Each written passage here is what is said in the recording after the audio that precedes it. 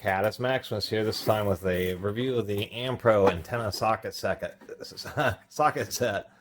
This is rebranded as the ATD. There's also the KTC, and I'll include a few other names. They did get the sticker upside down. They have this cool design, chamfered edge, chamfered top box, just to ensure that you can't stack anything on top of it. Otherwise, it's actually pretty heavy gauge.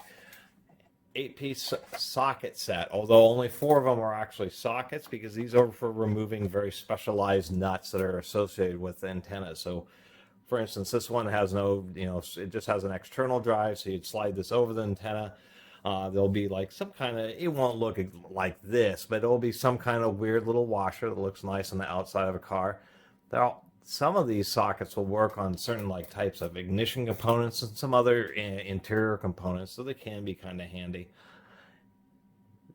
You'd use one of these, goes onto the little specialized nut, and then fits into the right prongs. So these are usually sockets that are like special service tools that you might have to get from an auto dealership.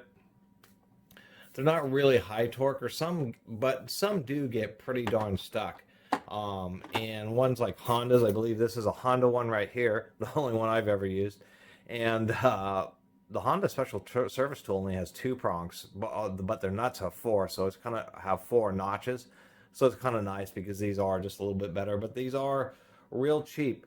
Some places overcharge. Really, these are only worth about 35 bucks as a specialty socket set, but it does come in handy. These are really where they come in handy the most is many times when you have a leak somewhere in the back of the car.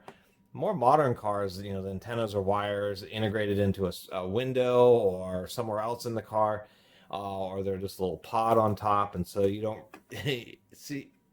use antenna sockets quite as much as you used to, although many vehicles still have like a motorized antenna. But if you get leaks through there, it's really tough to work with those little nuts with needle nose pliers and various other things. So it's kind of nice just to have these socket sets.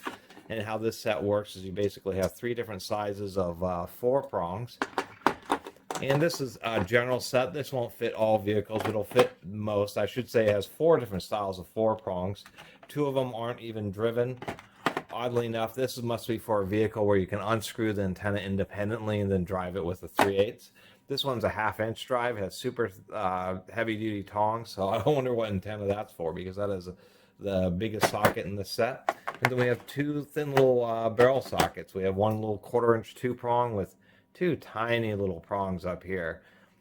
The other thing is this one, which has these odd scratches, and I noticed that the back end is it's a 3/8 drive, but it's just so close to the edge of the socket that the broach actually scraped the inside.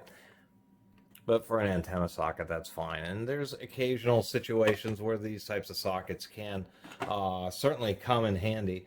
Even if they don't fit, this is a conduit nut.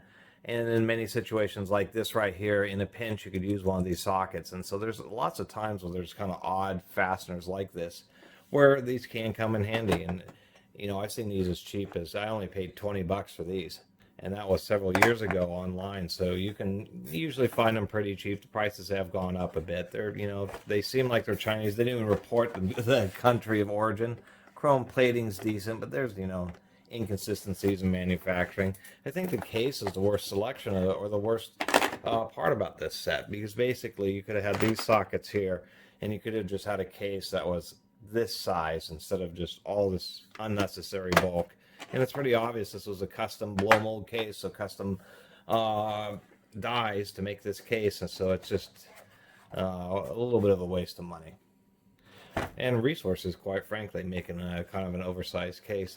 But as far as antenna sockets are concerned, they can come in handy, and they're kind of one of the things that can set some service apart, just because it makes it working with various antenna fastening systems much easier.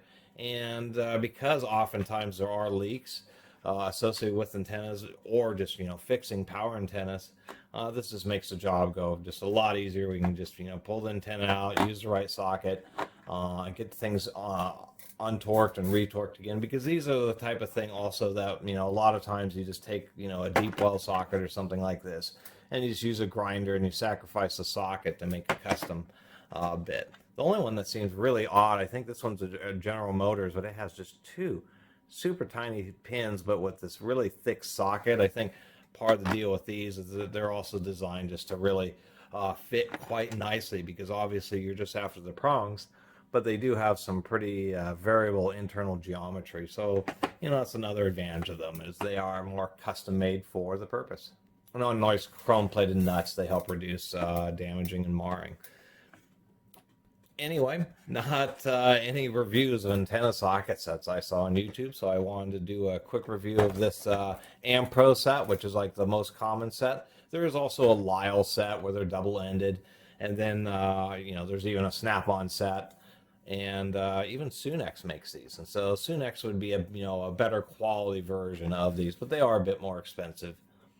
And so this is just what a basic set would look like. Anyway, I really appreciate everybody who's been watching and subscribing. And if you haven't subscribed, please do. Until next time, Catus Maximus out.